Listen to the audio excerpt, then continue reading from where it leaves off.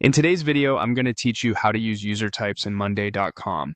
By the end, you'll know exactly where to manage people, how to organize them into teams, and how to invite the right users to your workspace with clarity and control. Start on your Monday.com homepage. Look to the top right and click your profile icon.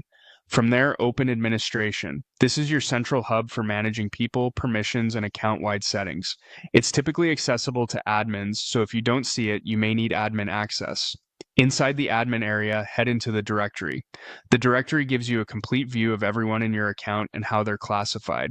This is where user types like admins, members, guests, or viewers are reflected, and it helps you confirm who has access to what. Next, go to Users. This section lists all users, their status, and basic details, which is helpful when you're deciding who should be part of specific teams or invited to the account. Now, open Manage Teams. Teams are a powerful way to group people so you can assign boards, automate notifications, and control access at scale. Click New Team to create one. Give your team a clear descriptive name like a department, project squad, or region.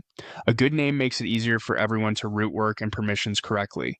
Choose your team members. You can search and add existing users, and it's useful to think about their user type as you do this. For example, guests are best for external collaborators who need limited access, while members and admins are typically internal.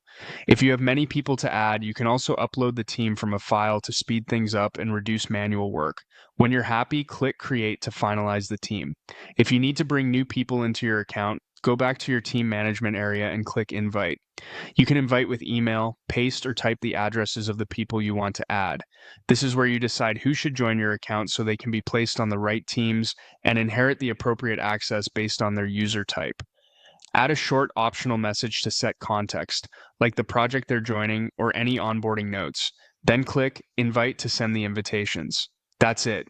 You've navigated the admin area, reviewed your directory and users, built a team, and sent invites. Using teams alongside the directory helps you keep user types organized, protect sensitive work, and speed up collaboration across your workspace.